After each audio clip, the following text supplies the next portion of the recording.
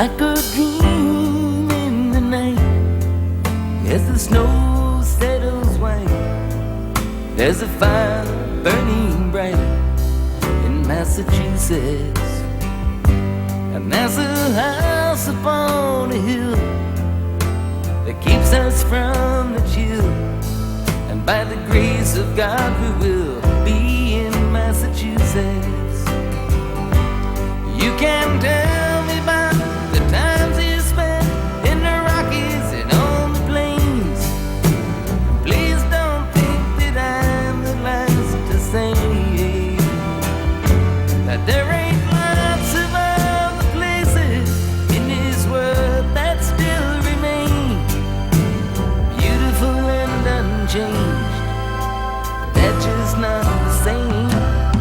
Now if you could only see, I know you would agree, there ain't nowhere else to be like Massachusetts.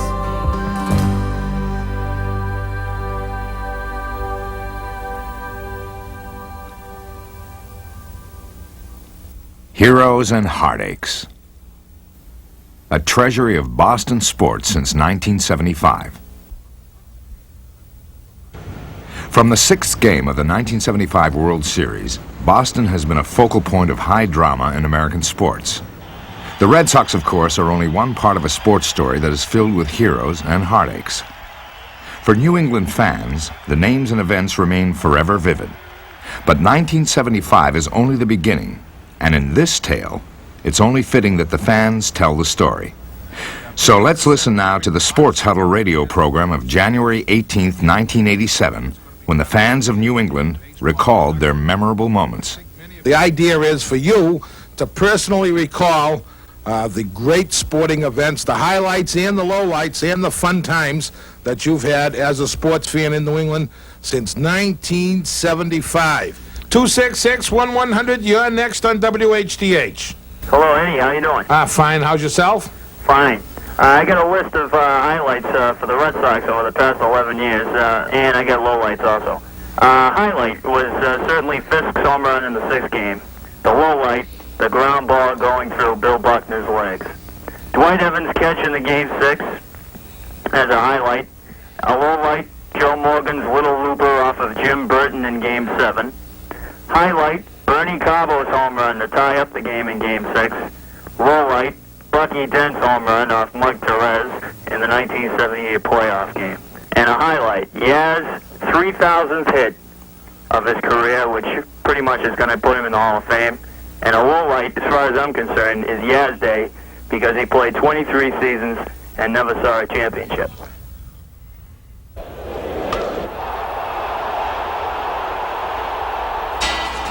In 1975, Fenway Park opened its doors to Boston's first World Series in 8 years. The Red Sox had swept Oakland to win the pennant, and though they were built to the comforts of Fenway, they had fashioned a strong pitching staff. Still, Darrell Johnson and the Sox looked overmatched against the brilliant Cincinnati Reds. But any fears of a lopsided series were dispelled in the first 5 games. Still, no one could have predicted the events of Game 6 at Fenway Park. The first shockwaves hit in the bottom of the 8th when Bernie Carbo pinch hit with 2 out. The Sox down 6-3 and 2 runners on. Deep center field, way back, we're tied up. I was so excited, I was running around third base and I'm yelling to Pete, "Pete, don't you wish you were this strong? Oh, don't you wish you were this strong?" And Pete saying, this is fun, this is what World Series play is about. Carbo's sudden smash tied the score. And then in the top of the 11th, Dwight Evans dashed Cincinnati hopes by foiling Joe Morgan's home run bid. The long and absorbing drama was exhausted when Carlton Fisk led off the bottom of the 12th, somewhere after midnight. There it goes, a long drive. If it stays fair, home run.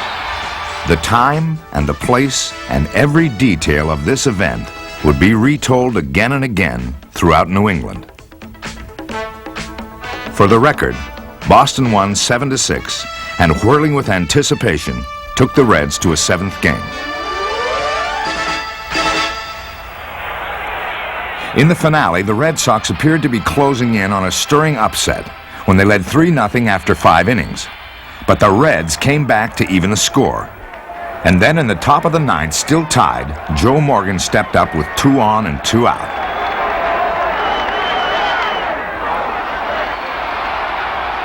Morgan's bloop single put the Reds up 4-3. And in the bottom of the ninth, Boston's last hope rested fittingly on Carl Yastrzemski. But the Red Sox were finished as Yaz ended the series and the Reds ended a 34-year stretch without a World's Championship. As for the Sox, 57 years and counting.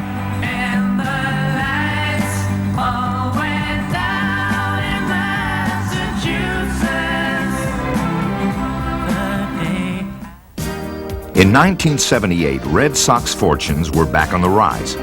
In mid-July, Boston held a convincing 14-game lead in the East, thanks in large measure to the smoldering stick of Jim Rice.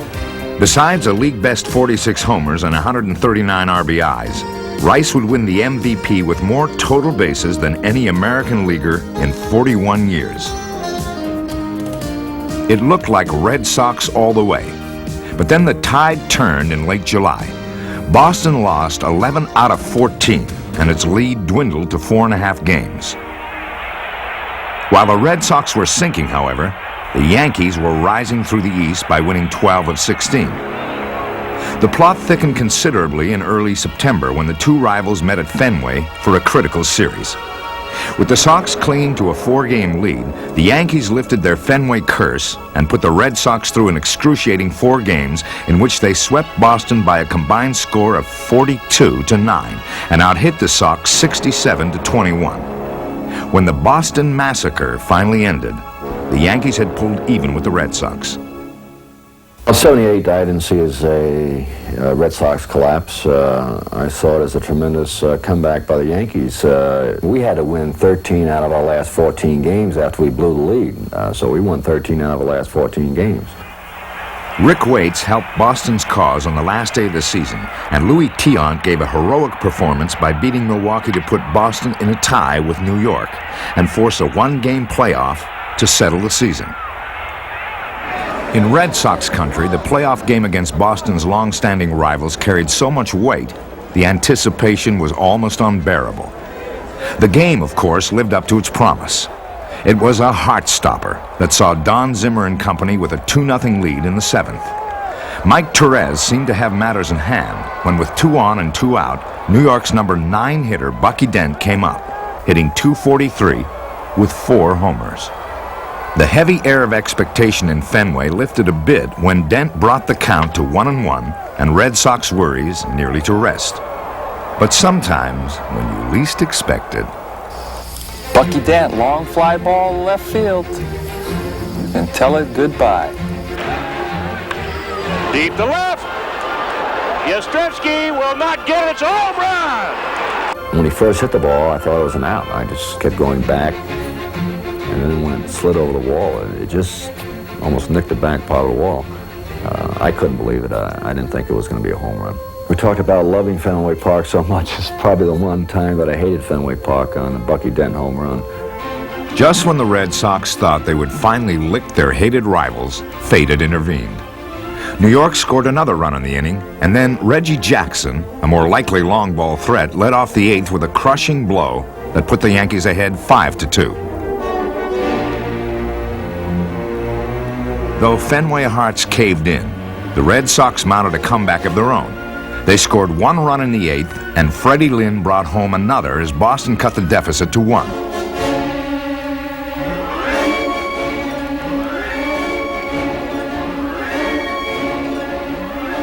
Still one run down in the last of the ninth, the Sox put a runner on first, and then Jerry Remy hit a line drive that momentarily froze Lou Piniella. But he recovered from the sun's glare to keep Rick Burleson at second, a play that would haunt Boston moments later on a would-be sacrifice fly. Now with 2 out and the tying run on third, reliever Rich Gossage took a long, hard look at the man who'd already driven in 2 runs. 78 came down. It was a situation I wanted to be in. Gossage was on the mound. Men on first and third, 2 outs. All I was thinking is base it to right field, use the hole, ground ball. I had to pitch exactly what I wanted. I just couldn't get the head of the bat out there. Ball exploded on me. But I don't regret that because I did exactly what I wanted to. I went after the pitch I wanted to. I just tipped my hat to Gossage because his ball was so alive and exploded.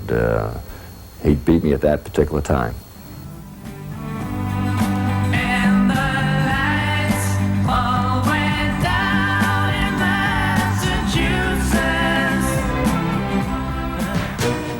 Yastrzemski may have failed in the 9th inning that day, but at the age of 39 and in his 18th season, he was still one of the game's dominant players. Though an exquisite left fielder, Yaz loved nothing more than what he called the pressure-filled moments at bat. That, he said, is when no one can help you. I wasn't the greatest power hitter that ever lived, but yet I hit 400 and some home runs. I wasn't the greatest average hitter that ever lived, but yet I had 3,400 some odd hits. I drove in almost 1,900 runs. I scored almost 1,900 runs. I played pretty good defensive baseball in left field. So you put it all together, for a person my size, I'm very proud of my accomplishments. Like I said, I would have loved to have been 6'2", 6'3", and then see what I could have done at this game. What Yastrzemski did was collect the trophies of a brilliant career in which he became the only player ever to have 3,000 hits and 400 home runs. Here's the pitch to Yaz. A long drive to right field. That's gone. Number 400. No doubt about it. There it goes. Number 400 for Carl Yastrzemski. There goes a ground ball. Base hit. Number 3,000. Yastrzemski's got it. And all hell breaks loose at Fenway Park. In a career that spanned 23 seasons, Yaz was already a legend while still in the game. By 1986, Captain Carl had called it quits, and Boston would have to chart a new pennant course all alone. New heroes emerged, though, and behind their rousing bats, the Red Sox took over first place for good on May 16th. Fans and skeptics alike waited patiently for the Sox to fold.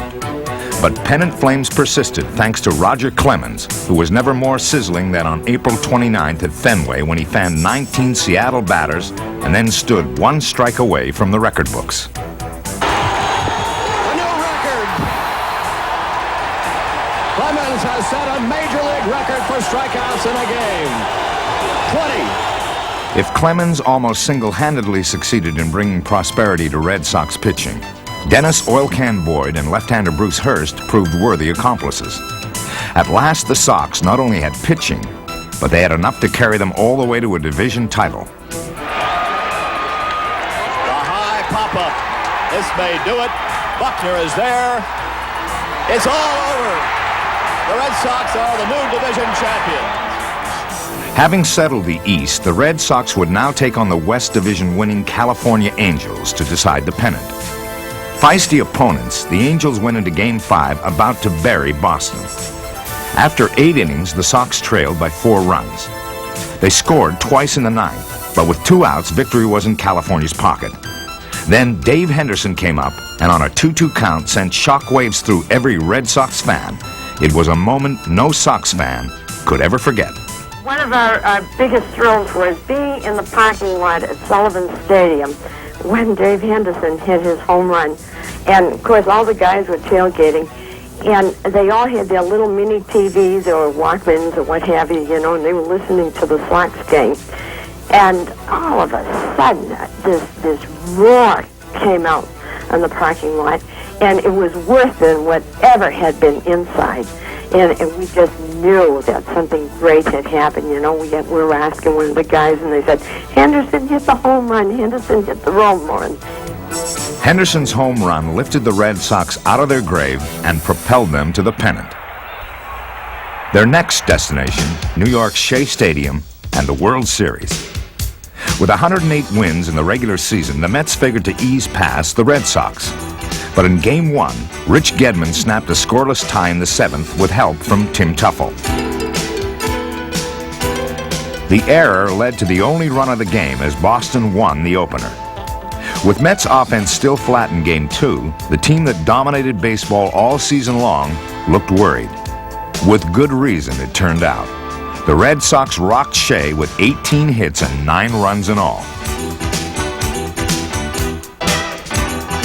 Beating New York 9-3, the Red Sox headed home with a 2-0 series lead over the dumbfounded Mets. Game 3 brought great expectations. But after former Speaker Tip O'Neill raised the curtain on the game, the Mets raised a ruckus with their bats. Emerging from their swoon, they scored 4 runs in the first and went on to beat Boston 7-1. Met bats were still crackling in Game 4 as Gary Carter smacked 2 home runs. In all, the Mets drenched Fenway with a shower of power. 25 hits in 2 games as New York tied the series. Henry Aaron may have expected to see more clout in Game 5, but Bruce Hurst subdued the Mets for his second series win as he brought the Red Sox 1 game from the title.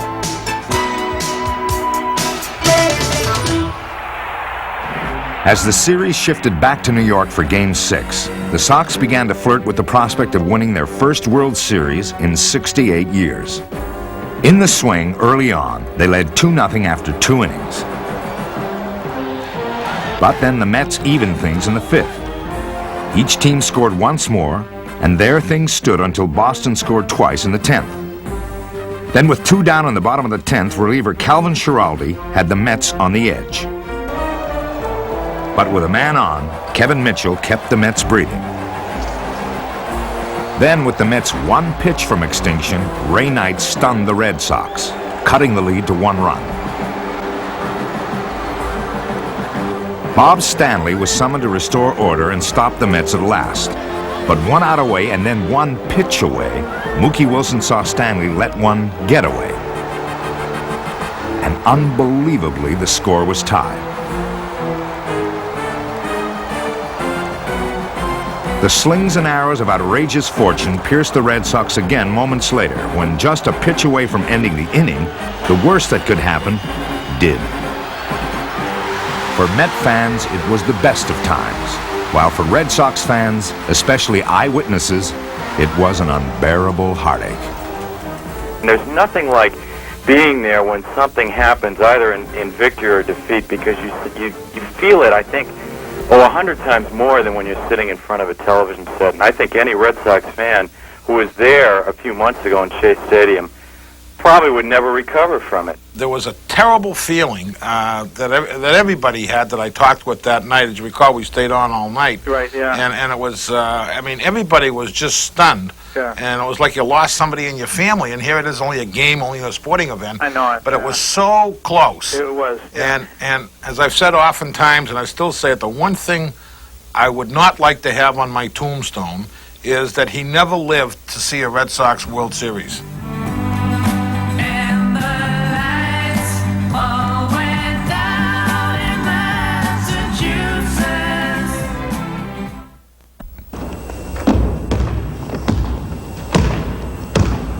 No one knows what the future holds for the Boston Garden, but for now it remains a treasure, especially to Celtic players. I think one of the best descriptions of the Boston Garden was made by Bill Walton. He says, you know, most other places you go, it's like going to a shopping center and playing basketball. He says, going to the Boston Garden is like just going to a gym and playing basketball. Built in 1928, the garden stands as a remembrance of things past. Inside, its hallowed walls rattle with the names and events of Celtic glories. It's an honor for me to be identified as a Boston Celtic. And you fans made it very easy for me to play hard. From the choice seat people up to the heavens, the gala guys. It's over. The Boston Celtics have won the World Championship in 1981. Altavella driving the lane. He lays it up. Is blocked by Russell. What a play by Bill Russell. He gets it out deep, and Havlicek steals it over to Stan Jones. Havlicek stole the ball. It's all over. It's all over. Pass goes to Havlicek. He's coming around to the left. The shot is good. The shot is good. to Bird again. Up fakes. Fires another three-pointer. Oh! Ties it up! 113 to 113. And now has the lead ball. 3, 2, 1, it's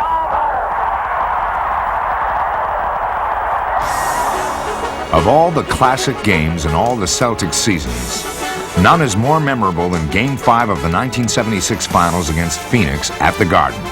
With the series tied going into the game, the Celtics played as expected, and after a stirring first half, led by 16. But then the Suns did what wasn't expected, as they scrambled to pull within 5 after 3 quarters. And finally, regulation play ended with the score all even.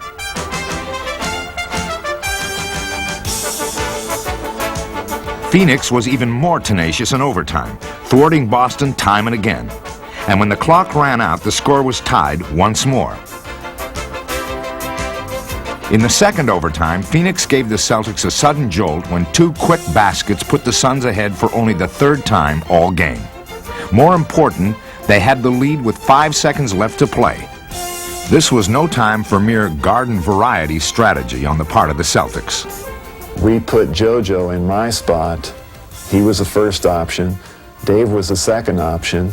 And generally, you don't have many more options on an emergency score play than that. So JoJo was covered, Dave was covered, and I knew what Don Nelson was thinking, being over there with the ball out of bounds. I mean, he wanted to squeeze the air out of that ball because 1001, JoJo's not open, 1002 or 3, Dave's not open, 1004. I mean, no one's coming to me. What am I going to do with this thing? Pass goes to Havlicek.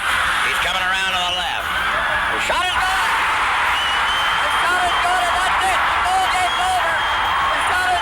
The thing is, after I had made one shot, which everyone thought won the game, I was in the locker room because in '65, when I stole the ball, I got manhandled on the floor. And the first thing that an athlete does after a wild, frenzied game is get away as quickly as possible because they tore my jersey off that night.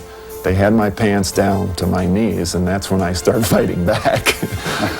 And I didn't want to have this happen again, so we went into the locker room, and I really had my uniform off, and someone came back in and said, we have to play 4 seconds. In fact, there was only 1 second left. But Phoenix had purposely called an illegal timeout to cause a technical foul and get the ball back. After JoJo White converted the technical, the Celtics were up by 2. The Suns had one last chance and one last second to tie the game. Here's Perry. To Gar Hurd. Here's the jump shot. Good! It's good! It counts! Gar Hurd ties it. We'll go to the 3rd overtime. I gotta take a breather. Tommy Heinsohn wasn't breathing too easy in the 3rd overtime as Phoenix continued to amaze. But so did JoJo White, who scored 15 of his 33 points in overtime.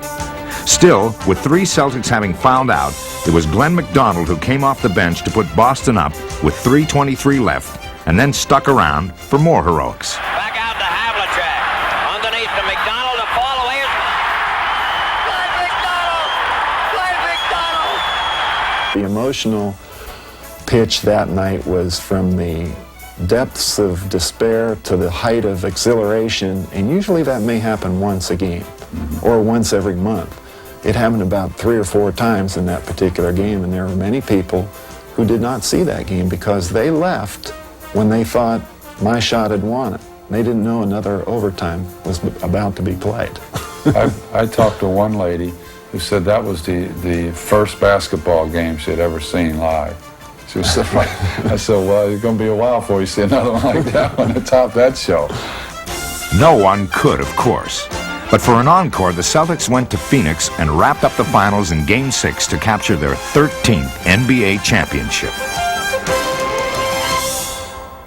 Celtic cheers were stilled soon after. John Havlicek, unaccustomed to losing, retired after 16 years.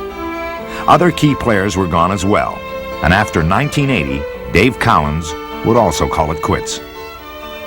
The game wasn't that much fun to me, and when winning and losing didn't make that much difference to me, I figured it was time to leave. I'd been playing with a very veteran group that rarely ever made a mistake, and with a lot of new people coming in, the mistakes were happening, and I wasn't used to that, so I was very concerned and upset at times, and can remember going through a few tirades, as Dave will attest to, in a timeout or during a huddle. It wasn't hard to get a ticket for the Boston Celtics at that time. They were all, people were, Red one time, I remember he came in the locker room and he was just furious. And the reason he was furious, well, two reasons. One is that we had played somewhat pathetically, and the other was some season ticket holder came down to him and he says, hey, you could take these seats, and gave Red the tickets, tore them up like in his face, and he just went crazy. Red recovered heartily when the Celtics drafted Larry Bird out of Indiana State, where he was named Player of the Year for the 1978-79 season. At Boston, Bird was an instant smash.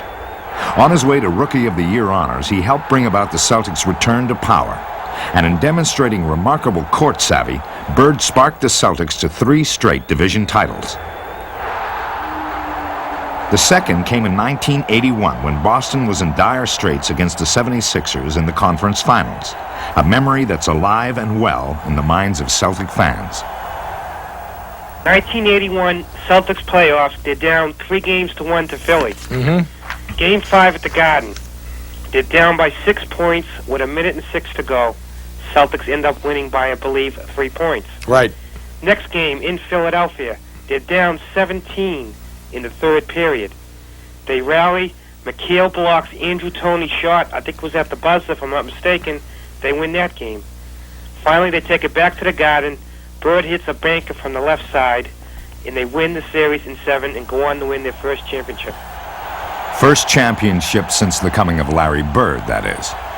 If Celtic fans had been looking for a new hero, their search was over. If Bird is surrounded by hyperbole, it's no wonder. A supreme all-around player, he embraces the game with a consuming passion. The only thing I don't like about basketball, he once said, is halftime. With 8 straight All-Star selections and 3 successive MVPs, this Celtic deity works in mysterious ways. Of course, Bird doesn't always do that, but he does spark the team in more ways than one. If I go out and have a bad shooting night, but I know if I played good defense, or if I made the passes at the right time, or if I got the guys fired up in certain situations, that's probably more important to me than scoring a lot of points. I know when I play a good game. I don't care what the press think. I know the game of basketball. I've been around it for a number of years, and I know if I play good or bad. Larry is a blue-collar worker, which people really appreciate. They see him working. He's not a player with great finesse. I mean, he'll dive to the floor, he bangs bodies, he does all those things that a working class sort of person likes to see in an athlete. Of course, Bird is not the only word in the Garden. Due to shrewd moves by the Celtics, Kevin McHale joined the team in 1980, along with the chief, Robert Parrish. Gone was the #1 draft pick. But here were 2 players who became the Celtics' backbone and helped carry them to 5 division titles in 6 years. Of course, to raise a championship banner in 1984, the Celtics would have to beat their arch-rival Los Angeles Lakers in the finals. And after LA won the series opener, Celtic fans were understandably worried. In Game 2, Boston again looked doomed. But with the clock running out and a Laker victory imminent, Gerald Henderson stole the ball to send the game into overtime and the Celtics on to victory. When the series shifted from Boston to Los Angeles for Game 3, the Lakers went on a wild shooting spree and beat the Celtics by 33 points. There was much ado between the 2 rivals as the balance kept swinging back and forth in the closely matched series.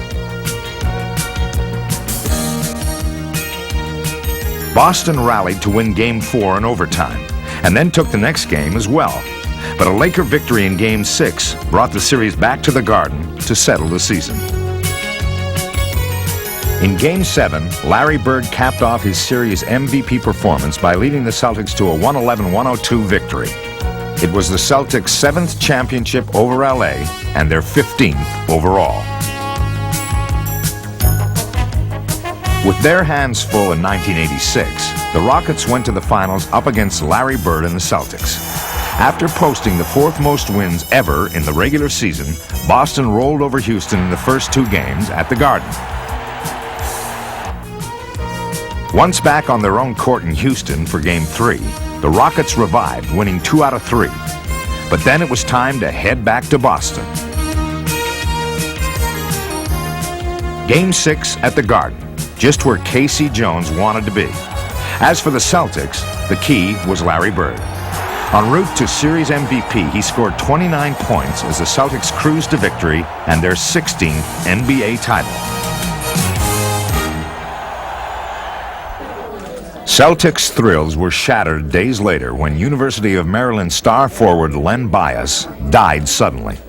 2 days after the Celtics selected him as the number 2 overall pick in the draft. Tragedy gave way to triumph sometime later when Red Auerbach and the Celtics presided over the raising of a World Championship banner in the Boston Garden. With number 16, the Celtics thus maintained a dominance unparalleled in the history of the NBA. Raising banners at the Garden is a high school player's dream, especially across the river at Cambridge, Ringe, and Latin, where 7-foot Patrick Ewing commanded attention not usually given to a high school player. Though Ewing didn't start playing until the age of 12, he was the best high school player in the country by the time he became a senior, and was already being compared to the game's legends. They used to try and compare him to Jabbar and Chamberlain, and when they did, I said, he's not Jabbar, he's not Chamberlain. If you want to compare him to somebody, compare him to the greatest of all, and that's Bill Russell. And compare him to Russell because Patrick knew how to win like Russell did. Patrick was more of a team player than either Jabbar or Chamberlain was, and his trademark was defense. When the number 1 player and the number 1 team went on a road, there was often friction. But reflecting back on those high school days, Ewing now offers different advice. Don't react the way I did. Take it out on them by scoring a point, getting a rebound, dunking it on them, something like that. Don't get in any fight. Now in the NBA, Ewing has left a towering legacy back home in Cambridge.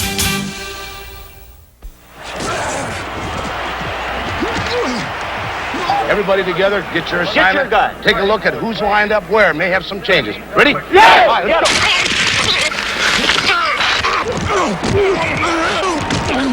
We got this far. This ain't stopping us now. We're going to win the next one.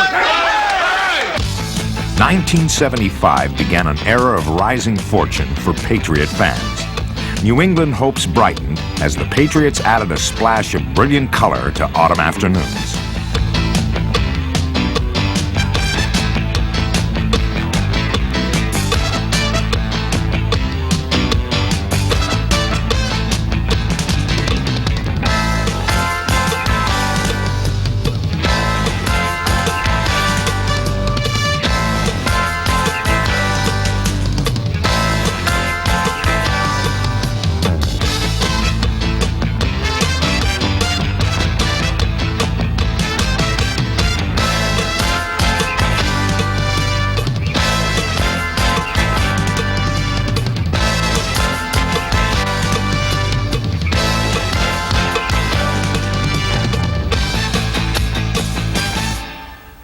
Enter the 1975 Patriots, who may not have looked much like the Minutemen, but who did help spread patriotic fervor throughout New England.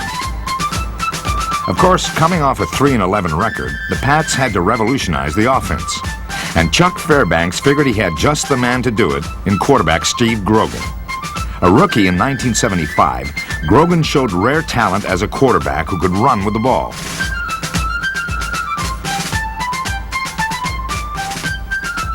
By 1976, Grogan helped refashion the Patriots, leading them to a dramatic about-face in which they went 11-3 for their first winning season in a decade.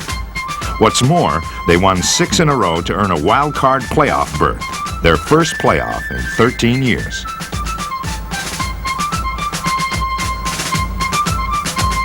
Time to head west to face the Oakland Raiders, who had just won their 5th straight AFC Western Division title and were understandably confident. New England had handed the Raiders their only loss of the season. But Oakland made it clear on this afternoon that they were out to settle the score. Measure for measure, the Patriots simply dominated Oakland, creating gridlock at every turn. If New England went into the game with any doubts, Steve Grogan helped put them to rest. And after 3 quarters, the Pats led 21-10. But in the 4th quarter, New England fortunes began to change. Oakland pulled within 4 points, and with 57 seconds left and the Raiders driving to take the lead, a controversial call cost the Patriots dearly. Sugar Bear came around, and just as he got there, Stabler saw him and he threw the ball up. The ball was overthrown anyway, but this was the great opportunity for the referees to call roughing the quarterback, and I think that was so insignificant at that time because it was only 2 minutes left in the game, and it was an accidental hit. If he had been flagrant, I can understand. And that changed the whole momentum of the game, cost us the Super Bowl as well as a game that was crucial to us. The Patriots never recovered, and 5 plays later with 10 seconds left in the game, Ken Stabler squeezed through the Patriot defense for the winning score.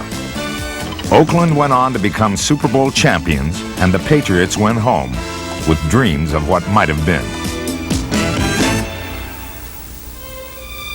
2 years later, Darryl Stingley's NFL career ended in a nightmare. As the Patriots' much-talented wide receiver, Stingley was in the midst of a flourishing career that began when he was drafted out of Purdue in 1973. But then, in a preseason game against Oakland in 1978, Stingley was flattened by Jack Tatum. I watched on the field as he lay there motionless, and I remember the last thing I saw him do was he reached up and he was moving his face mask. And then they told us at that time that he only had a severe pinched nerve. That's what the trainer was telling us. So we weren't as concerned if we had known then that he was paralyzed. And after the game, when they told us he was paralyzed, you would have never just seen a bunch of grown men cry as we cried then. There was a lot of tears and a lot of sadness. A couple of guys actually got nauseous. It was an experience that I'll never forget. It was a mixture between sadness for Darryl and fear, knowing that, hey, this could happen to me. The injury left Stingley paralyzed, and the tragedy lingered over the Patriots like a haunting refrain. But the spirits of Foxborough began to lift as New England got a taste of first place. On December 10th, the Pats had a chance to clinch their first outright title ever when the Bills came in. Down by 1 with 11 seconds left, the Pats had a foot in the door of victory. The Patriots either win it or lose it right here. A 21-yard field goal attempt by David Posey. The ball down, the kick is up. It's good! A 26-24 victory, and at last a division championship for New England. All, however, was not well with the Patriots. In a sudden turn of events, Chuck Fairbanks announced he would quit after the season to coach in college. The news angered many and led to Fairbanks' abrupt dismissal before the Pats' final season game in Miami. We were in the locker room before the game, probably an hour before the game, before we were going out to warm up, 30 minutes. Coach Fairbanks is in there, and all of a sudden Mr. Sullivan walks in screaming and yelling and kicks Coach Fairbanks out of the locker room. Fairbanks may have gotten little sympathy for his departure, but there were those who felt he arrived at his decision with great difficulty. A big thing that happened to him that I really think changed his mind about pro ball definitely was the injury to Darryl Stingley. And when Darryl Stingley was paralyzed, that took a lot of fight out of Coach Fairbanks. He was a whole different individual. It took a lot of fight out of a lot of people. So I kind of contribute that to him really thinking about leaving and going back to another level. So that way I have to have compassion for him, because if he felt that way, he was doing what was best for himself and his family. The Fairbanks fiasco sent the Patriots on a downward spiral. They were crushed by the Houston Oilers in the playoffs and would not find success again for another 4 years. Then, in 1982, the Patriots drove through snow, wind, and freezing temperatures to reach the playoffs.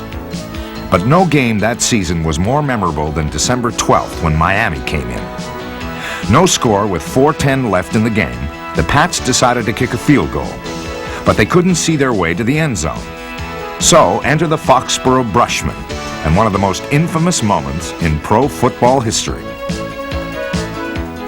The Brushmen cleared up the matter by giving kicker John Smith a clear path to victory.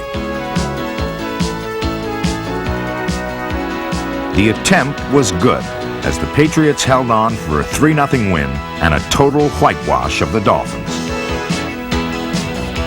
Resourcefulness paid off for team owner Billy Sullivan again in mid-1984, when New England hired Hall of Fame pass receiver Raymond Berry as the Pats' 9th head coach, a move that was applauded by the players. He was a great motivator, and he built self-esteem and pride. And when I had Coach Bryant, he said class and poise. Those are the two ingredients that I think Raymond Berry brought to the Patriots, was class and poise. Berry also proved to be a master tactician, and in his first full year as head coach in 1985, the Patriots tied a team record with 11 wins and headed into the playoffs as a wild card entry. Now came the monumental task of winning 3 games on the road to reach the Super Bowl. Arriving at the Meadowlands for their first challenge, the Pats seemed cool and confident against the much-favored Jets. And in causing 4 turnovers, New England proved worthy opponents, upsetting the Jets for the team's first postseason win in 22 years. 1 down, 2 to go, and off to face the lordly Los Angeles Raiders.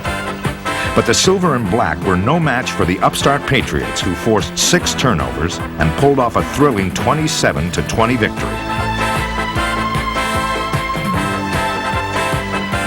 The Patriots would now have to manufacture an upset in Miami, where they'd lost 18 straight games.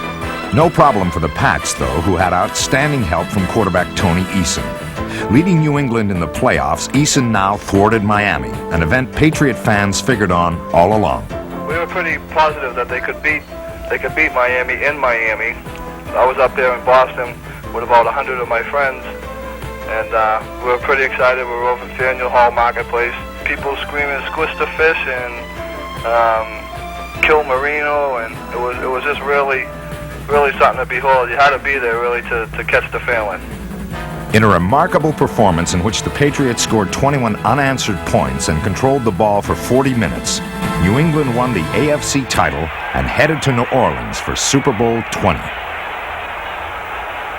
But the grand prize would elude the Pats as they crumbled at the hands of the Chicago Bears, losing 46-10 to the Super Bowl champs.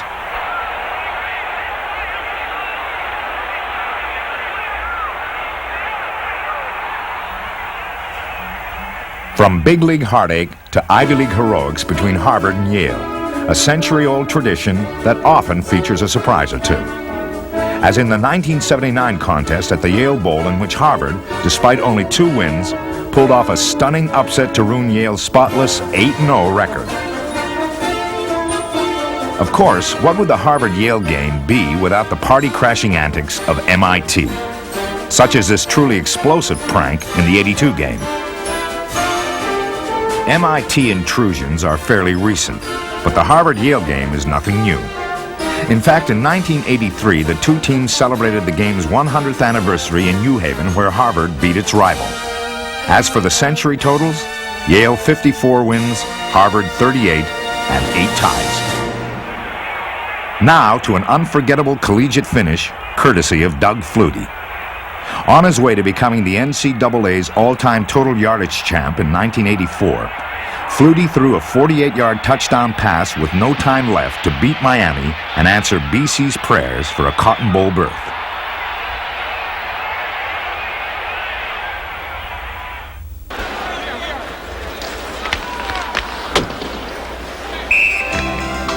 Gold and black, the colors of the Boston Bruins. The colors that hang from the garden rafters, each a representation of past accomplishments. A lot of times you'll just walk around and just look and look at all the banners, and it does. Every one of those up there almost brings back some type of memory for me. Memories of Bobby Orr, a brilliant comet that streaked across the Boston sky, phenomenal and brief. From 1966 to '75, Orr helped lead the Bruins to 2 Stanley Cups, revolutionizing the role of a defenseman along the way. But damaged knees were Orr's undoing. By 1975, it was clear his greatness would never be the same. That same season, Johnny Busick was still going strong, on his way to goal number 500 in a game against St. Louis. I broke in on Belanger and took one look at him and fired it, went between his legs, and I think before he knew the puck was in the net, I was in the net digging that puck out of there. I wanted that puck. That was my souvenir, and I got it, and it's mounted and hanging up on my wall. Sometime before Busick's achievement, the same milestone was passed by Phil Esposito. 500 career goals were a natural for the great Bruins center, who had taken scoring into a new dimension.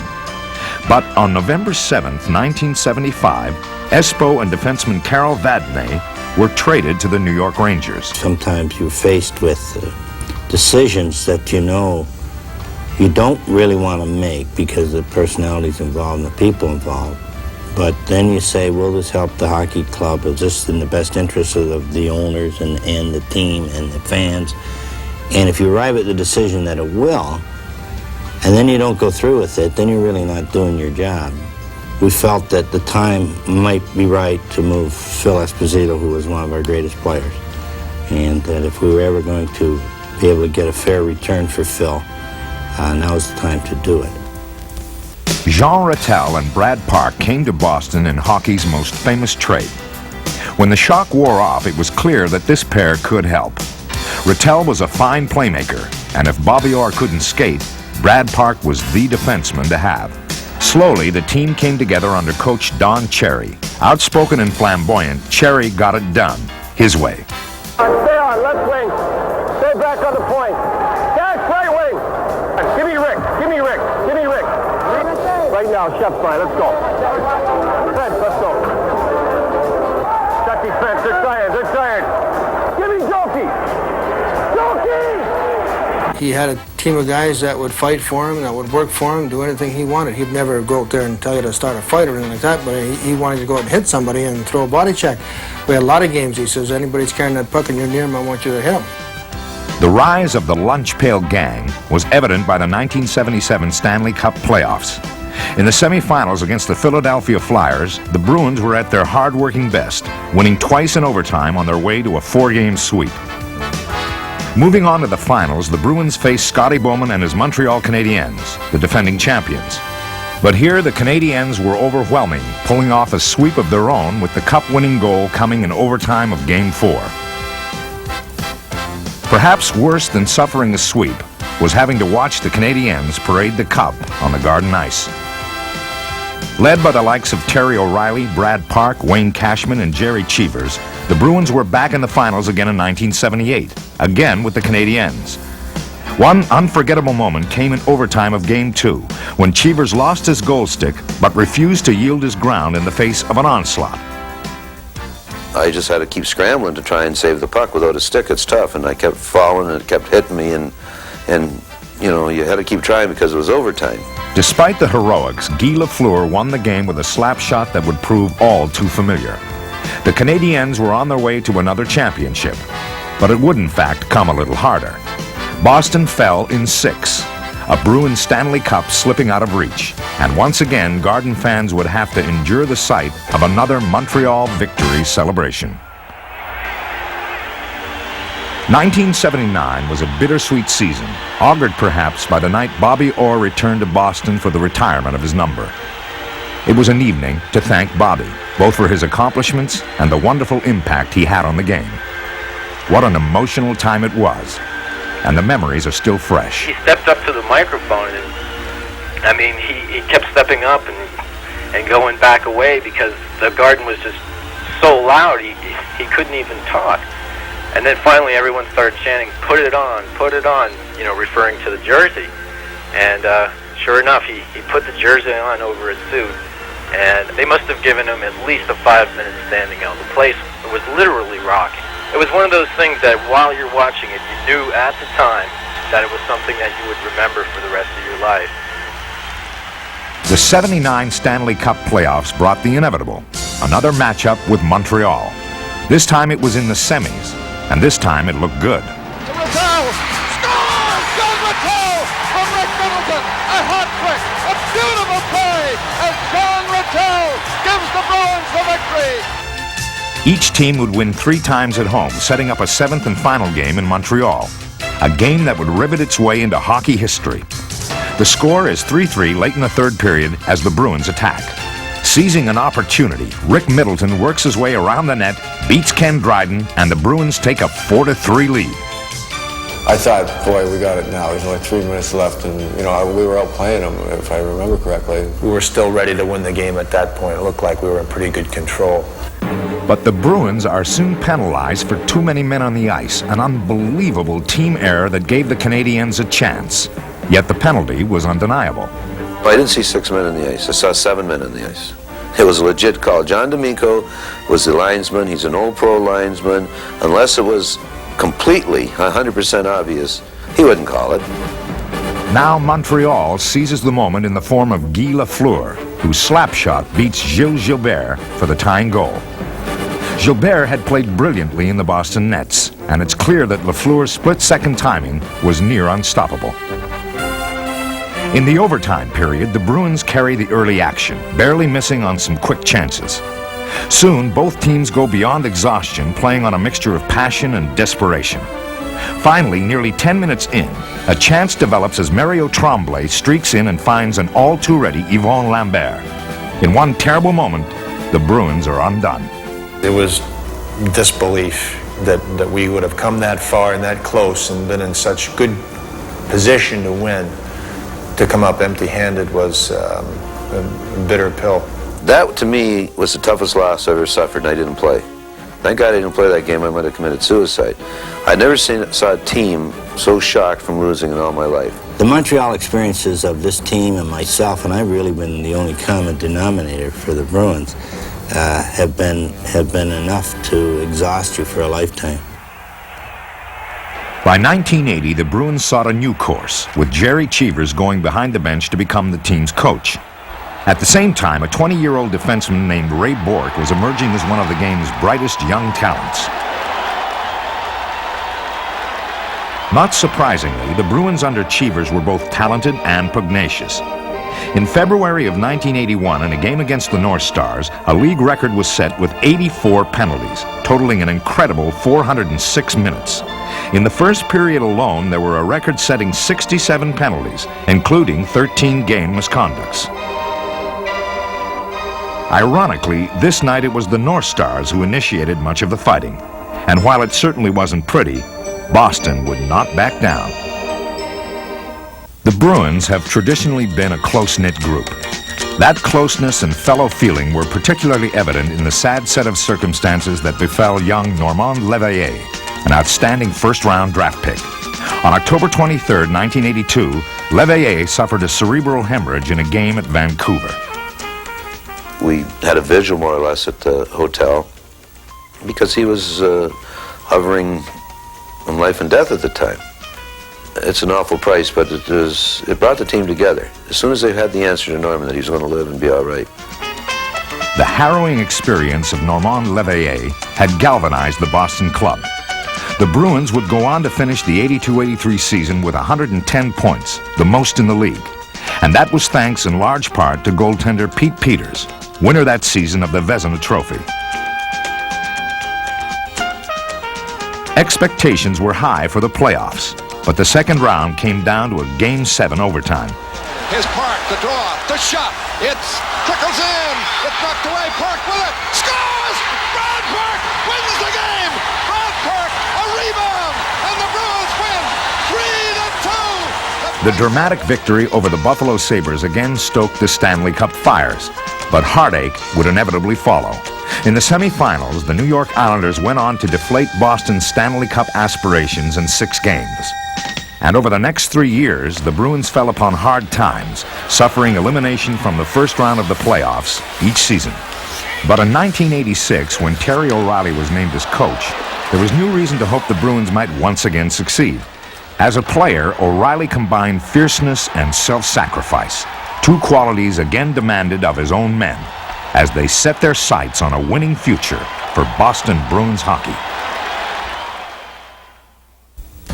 Hockey in Boston also means the amateurs, and nothing beats the time when Boston College, Boston University, Harvard, and Northeastern get together once a year for the Beanpot Tournament, where there's no telling who's going to win. Beanpot has forever been nothing but upsets. BC comes in every year the favorite, and BC never wins. BC was close to winning in 1980, but upstart Northeastern rocked the Boston Garden sellout with stirring play in overtime, and then ended a 27-year drought to win its first ever Beanpot tournament. The Beanpot maintained its reputation for the unexpected in 1987, when BU and Northeastern made it to the finals. Then, with its usual hometown heroics, the game saw both teams put on a spirited show that came to a rousing finish when BU brought down the house with a 4-3 overtime win. Just another ho-hum Beanpot finish.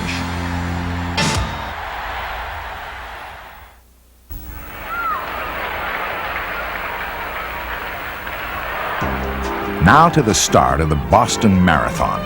26 miles, 385 yards from the finish. An annual rite of spring in New England since 1897, the race attracts the world's top runners. I think the Boston Marathon is the most important marathon and the most prestigious to win. Its course is really a beautifully designed course. The crowds grow and grow, because for the first 5 miles or so, it's through Hopkinton and Ashland, these small rural towns, and there's not too many people. But they're there, they cheer you on still, and they're maybe sipping a beer, barbecuing food, and they're enjoying the holiday and cheering on the runners like they've done for years. And then you get to Framingham, and suddenly there's 10, 20, 30,000 people, and then Natick, and it's another 30,000, 40,000. They're 3 feet away. Ever since 1975, when he emerged from obscurity to win the Boston Marathon, Bill Rogers has become a fixture of the race. Of course, winning this race is no small thing.